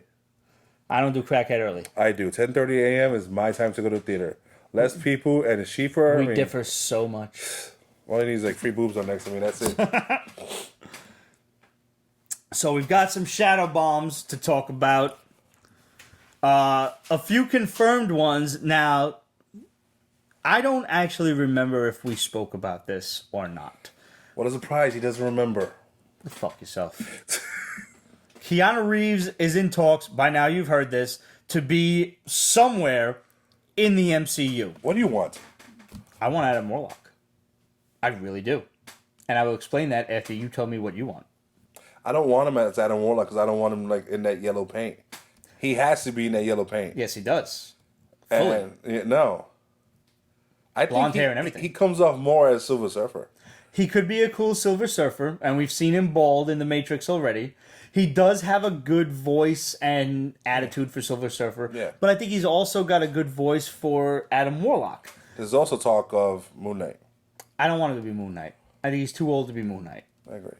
I like him as Adam he's Warlock. Still great action. Have you seen John Wick 3 yet? I haven't yet. I like him as Adam Warlock, probably for the same reason that I like him as Silver Surfer. Silver Surfer is a bit more emotional, so it could have more depth to the character. But I've always read Adam Warlock, and I admit I don't know a lot about the character. I read the Infinity stuff in the 90s, Gauntlet, War, Crusade, and then some stuff with Magus and the Church of Truth.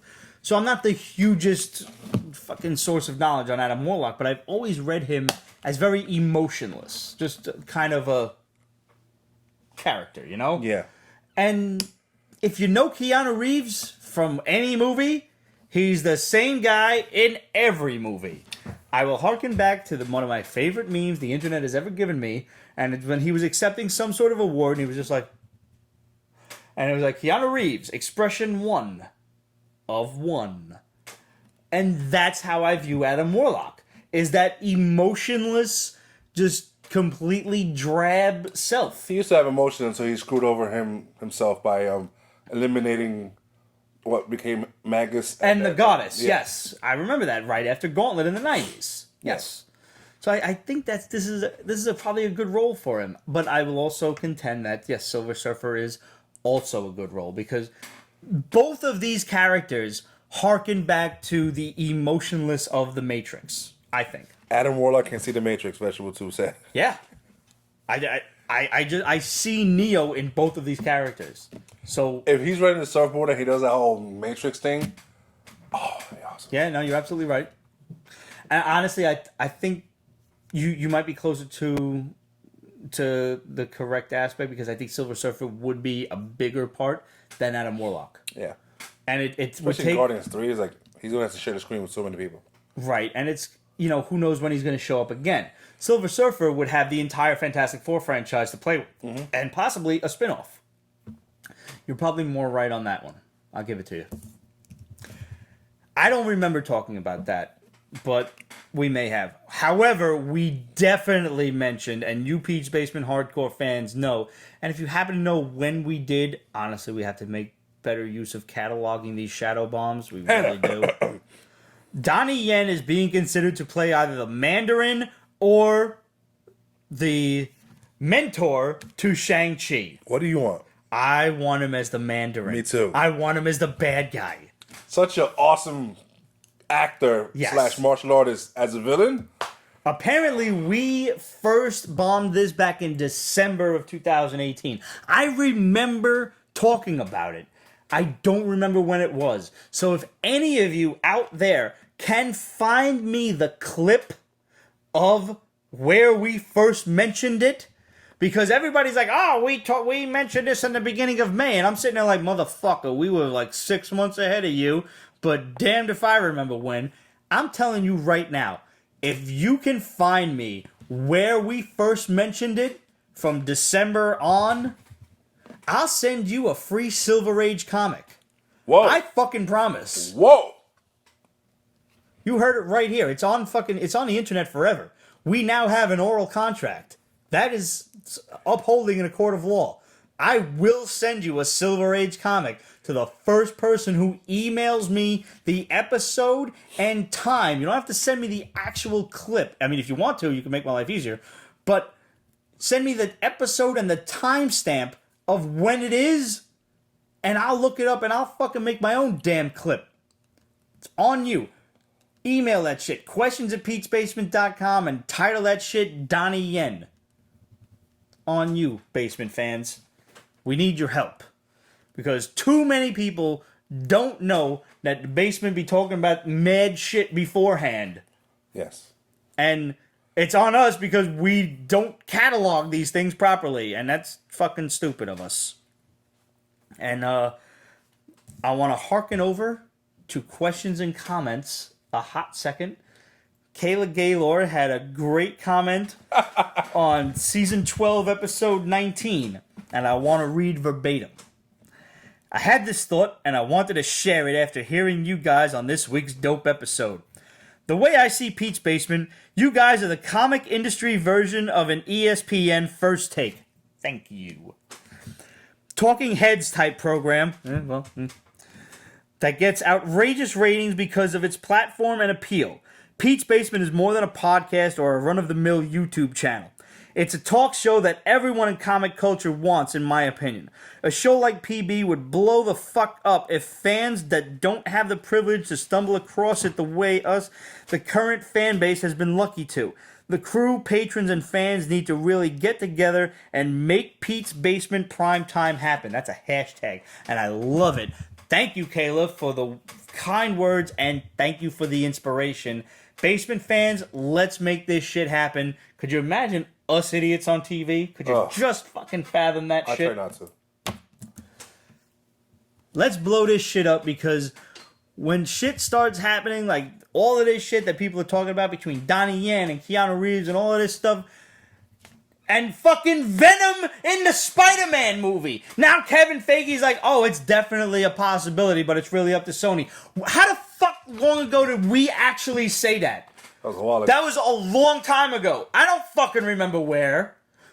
Let us know when the fuck we first said that Tom Hardy and Tom Holland were gonna cross over in a movie. I'll send you a Spidey book. I promise. It'll be a cool-ass variant or something. It ain't gonna be no $3 book. I promise you that. I promise you. I'll send you some shit. I'm a generous-ass motherfucker. Take my word for it.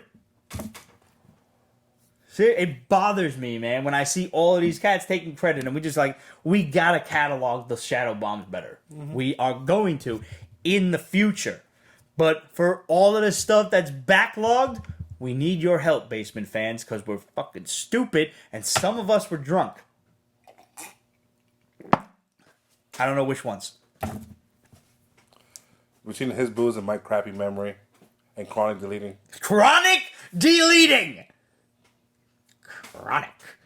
I will text this motherfucker some shit on Monday, and I'll ask him about it on Wednesday. Be like, what are you talking about? I was like, I just sent it to you. Like, could you send it to me again? I was like, you deleted it, didn't you? Yes, you did.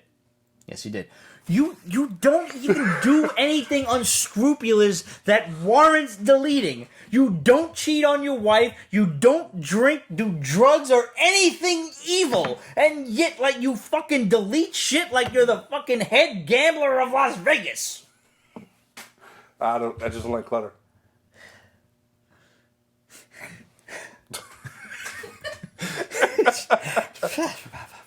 All right. I promise you we're writing this shit down, though, from here on in. Fucking first day of summer, first day bombs get cataloged. And the Shadow has given us Phase 4 at the moment. Here's the rundown. Everything is subject to change, of course. Mind you. But, and in no particular order. No order. Hold on. Vegetable 2 wants to know, what if it didn't make the YouTube cut? Son of a whore. If it didn't make the YouTube cut, so what? It was on Periscope and it wasn't on YouTube. I don't see how a bomb would. I would never have cut bombs out. I would never have done that. I don't see myself doing that. Listen, if you find something on Periscope and it's not on the same YouTube episode, I'll fucking send you 2 Silver Age books, but it's got to be a bomb. I don't think I would have ever cut a bomb out, but if I did, yeah, 2 Silver Age books. Just for my own stupidity. But I don't think I ever did. But just in case, you heard it here. Alright. Marvel Phase 4, in no particular order, will include, as of present day, Avengers 5, Shang-Chi the Master of Kung Fu, Black Widow, The Eternals, Black Panther 2, Guardians of the Galaxy Volume 3, Doctor Strange 2, Nova, A-Force, Captain Marvel 2, Spider-Man 3, and Deadpool 3. Also, we are hearing that, of all people, Sunfire might just be the first mutant in the MCU, as he's being planned, or being discussed at least, for a cameo in Shang-Chi. We'll see what happens. The current plan for Avengers 5 is AVX, first reported by us back in 2015. So this was definitely a plan that Kevin Feige has all but confirmed when he said, "We've been planning the X-Men and Fantastic Four for years." He said it in an interview. Google it on your own if you feel like. Ms. Marvel, Kamala Khan, is being planned and to be introduced in Captain Marvel 2. We kind of figured that. Yeah, it makes sense. Marvel Studios wants to produce a modern orchestral version of the X-Men animated series score for their X-Men franchise. I would totally buy that soundtrack, and I am totally looking forward to the concept of a rehashed and continuation of the X-Men animated series. They are now looking for a showrunner for Moon Knight on Hulu. He will have ties to the Netflix Frank Castle. Very interesting. Very interesting indeed. Yes. I don't want Keanu Reeves as Moon Knight. I don't think Netflix is the right platform for him. I agree. Now that you say that, I will accept him as Adam Warlock, but I think I more want him for Silver Surfer. I think you may have convinced me. You're welcome. And last but not least, J.J. Abrams is in talk to take over DC Films. This will be part of the $500 million contract that he is about to sign with Warner Media. Crazy. It's a nice chunk of change. It's a ridiculous chunk of change. Yeah. The kind of damage I can do with literally 1/500th of that. Now, you having a lot of money would be scary. It would be totally scary. Yeah, it would. I would finish my comic collection and then invest the other $250 million into actually giving me superpowers. Which ones will you try for? Probably magnetism first. It seems like if I just electrocute myself enough, it could happen. No? Next. Moving right along. Kayla Gaylor said on the Danny DeVito as Wolverine, "These clips are dope. Thanks for the new content." Thank you for watching, Kayla, and thanks to everyone else who watched. We are uploading various little, very short clips of stuff that was cut out of the regular episodes, like Danny DeVito as Wolverine. I think that's like a 3-minute video, but we have a lot of fun discussing. Remember when we did that? I wasn't here. You weren't here for that? No. I could have. My brain put you there for that. Oh well. But yeah, we have a whole slew of new content and stuff coming that we are uploading to the main channel. I can't wait to take some of the old Pete's Basement extras and upload them to the main channel. You guys are going to have a lot of fun. Some of you are probably going to be seeing that for the very first time. And it's just going to be a blast. And make sure you subscribe to the YouTube channel because all of this stuff is coming over summer. Derek Calvin said, Season 12, Episode 19, "I'll skip this movie in terms of X-Men Dark Phoenix." Which is already being pulled. Really? Wow, that's a shame. This is going to be a Fire Stick or Netflix movie, definitely. Kevin Hellions on season 12, episode 14, Cheese with Nothing More. I get to see them with Ghost in October, upstate New York. Further, keep going. Okay. Questions and comments. Here we go. Absolute said, besides Bat Dick, do you remember any other controversial comic book stories? There was All-Star Batman, where the goddamn Batman. The curses weren't blackened out enough, so those went crazy on eBay. I remember that. Older stuff. Ultimate Red Skull was Captain America's son. Oh wow, I don't remember that one. Yeah, that was extra. Huh. I'm sure there's other stuff. Yeah, we're going to do a little bit more research on that when I get back to you. That's an interesting question.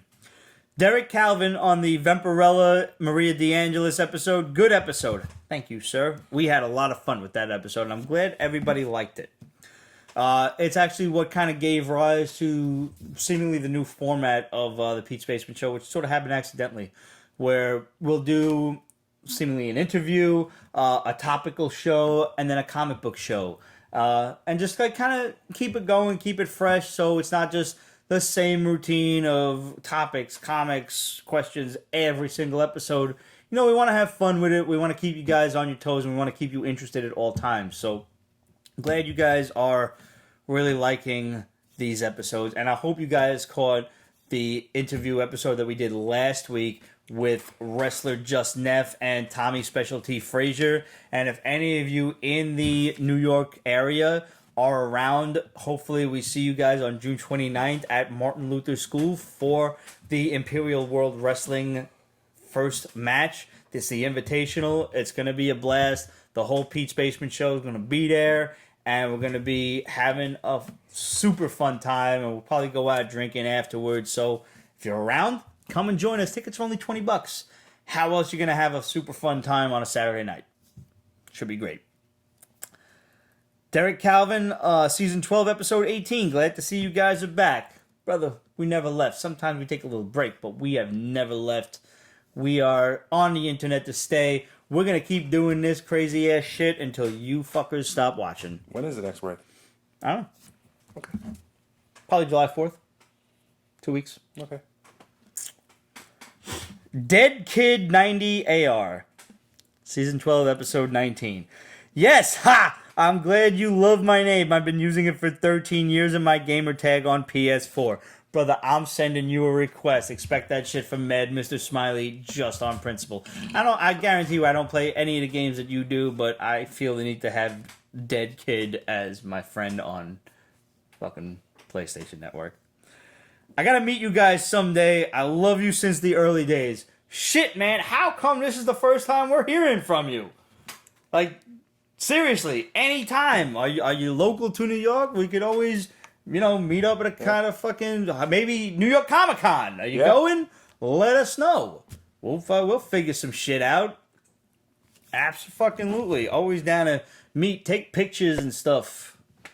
Dijon Venny, season 12, episode 19. The real question is, will the X-Men do Morph? Will Wolverine be searching for Morph around the world and screaming his name? Morph! Look.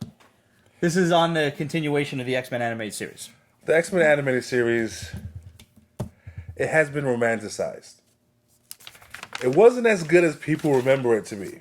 I distinctly remember it being phenomenal. Because we were kids, and we loved it, and that fed our addiction. But, besides the great opening intro, it had some really annoying shit. Morph was kind of annoying. Morph was annoying. The way they switched around some of the stories was kind of annoying. In terms of? The plot, it wasn't the same as a comic book, and that just... Even then, I knew that this is different, and I don't like it. Okay, specifically the Phoenix Saga and Dark Phoenix comes to mind. Jubilee was annoying as shit. Jubilee was annoying. Her relationship with Gambit was totally wrong, because she hated Wolverine. Yeah, she was supposed to be like Wolverine's prodigy. So there were some issues with it, but there were some shining moments. Yes, there was. Honestly, like, my version of Apocalypse is for the movie should have been Yes, I agree. the cartoon. Again, one of the shining moments was definitely Apocalypse. Yeah. Without question. Beast was annoying. Beast was fucking annoying. He was just like super bleeding heart ridiculousness. Storm was good. Storm was phenomenal. Storm was one of the best parts of the cartoon. Even with her prose and, prim and proper speech and everything, like, she was just like right out of the fucking comics. The costume was phenomenal. I mean, she was my grandmother's favorite character. Absolutely, 100% loved Storm. So yeah, I'll just leave that there. Like, I mean, Batman the Animated Series is way better. It is. Listen, but would you not put X-Men as a close second? No. A second? No. Really? What would be second for you? Clone Wars. Fuck the Clone Wars. I'm What? Talking about 90s and 80s. Let's okay, 90s and 80s. Find me a better show than X-Men. You know what? Next time I see you. Next time? Okay, fine. Which is like 3 weeks from now. All right, so, no, you got, probably about 3 weeks. Next Friday's a drinking one. And then the Friday after that is a vacation. All right, so you guys will see Ramon in 3 weeks, and in 3 weeks he will come back telling me his top 5 80s, 90s cartoons of all time. Okay. All right, and I'll give you mine. All right. Fair. Just made a deal with the devil. Yes, you did. All right, guys. Quick reminders. If you guys are a fan of Lizard, and by now you should be, she made this awesome Joker killing joke glass that I am drinking my whiskey out of, and so many other glasses. All you got to do is go on her Instagram to see the myriad of painted glasses and the talent that this girl has. She will be at Raw National Born Artist Show in August, taking place at the Melrose Ballroom in Astoria. That is the August 14th weekend, I believe. I won't be here. I will be on vacation. But we encourage you guys to go. Go on her Instagram. Follow the link there. And you can buy the tickets through her. And it really helps her out as far as clout in the show goes. There will be artists, photographers, painters, dancers, models, etc. It's just a complete art show with all kinds of cool stuff for sale. And the Pete's Basement show later on this summer will have 2 tickets to give away to you. Pretty much those in the New York area who are able to go. So don't win them if you're like from California, because we're not going to fly you over here. That's on you. Yep. So hopefully you guys can go and show Liz the support that she so richly deserves, because she's super talented and she makes these really awesome glasses that, trust me, survive many, many washes in the sink under super hot water and soap and sponges and stuff. And I want to give a shout out to my boy Micro for rocking the Pete's Basement t-shirt on his motorcycle before he went for a ride, showing up on your screen right now. And thank you to everyone else who has picked up a Pete's Basement t-shirt. And if you guys need one, head on over to represent.com/store/Pete's Basement. We got the regular shirts. We got the Pete's Basement summer colors, all the hot colors, reds, yellows, etc. Plus, we got the Pete's Basement tank tops. We got the Rick Sellis Pete's Basement tank top, brand new to the store. And the Pete's Basement Rick Sellis regular shirts. Plus, we got the charity shirts. Pete's Basement supports Project Harmony.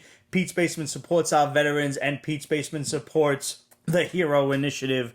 Go and grab yourself one of those shirts and be featured on the Pete's Basement Show. We will pop your picture up on the show and on our social media. Thank you so much to everybody who's picked up a shirt so far. We've got more shirts coming, so make sure you stay tuned. We will show them off as they are created. You know the drill by now, guys. Questions at Pete'sBasement.com, Facebook.com/Pete's Basement, Instagram, Twitter, etc. at Pete's Basement. Hit us up. We want to know what you're thinking. We want to know what you're reading. And let us know who got the most hearts this episode. Send us a screen grab. Title that shit Wailing Blade, and you can win this very book that I am holding in my hands. Plus, we'll send you some cool Pete's Basement swag as well. And last but not least, make sure you subscribe to the haul so you can see what me and the big guy are buying every week. Steph Penny has made an awesome Pete's Basement newsletter that details all of the aspects of the basement that go on while you're not here with us. So you can keep posted and It's a link to the new episode and any other interesting episodes that we have popping up on YouTube during the week, and anything else basement-wise that you're going to need to keep up to date on. Last but not least, and I know I said that before, but this time I mean it, thanks to the patrons of Pete's Basement Patreon. You guys are fantastic. We couldn't do this show without you. Guys, for this simple fee of $3 a month, you can get your name in the credits of the Pete's Basement show. For $4, you get your name highlighted in the credits. And going up from there, you can get anything from autographed cards to t-shirts to all sorts of things. And we're constantly adding new things all the time to the Pete's Basement Patreon. It costs absolutely nothing to follow us on Patreon, so make sure you do that, and that gives you privy to interesting exclusive content, and it's mostly my Snapchat that I post onto the Pete's Basement, usually when I'm complaining about the weather and various things in New York, like my commute and shit like that. But, keeps you up to date on the week's goings-on. So, that about does it for us. Thanks for tuning in on this lovely Saturday afternoon. Go out and enjoy the rest of it while you can. We will see you next Friday for the live whiskey tasting episode. It promises to be very drunk, so just expect a topical discussion as best we can. It'll probably be more coherent in the beginning and less so by the end. We're off the weekend of July 4th, so we will see you then with Ramon and myself the week after for some comic reviews and the top 5 80s and 90s cartoons. Sounds good. Later, folks. Salud. What?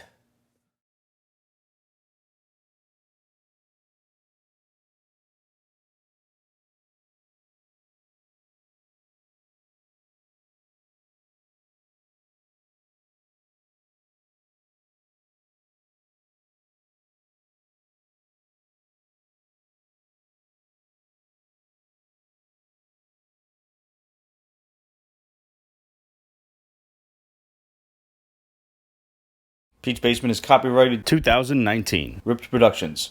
All rights reserved, so go fuck yourself.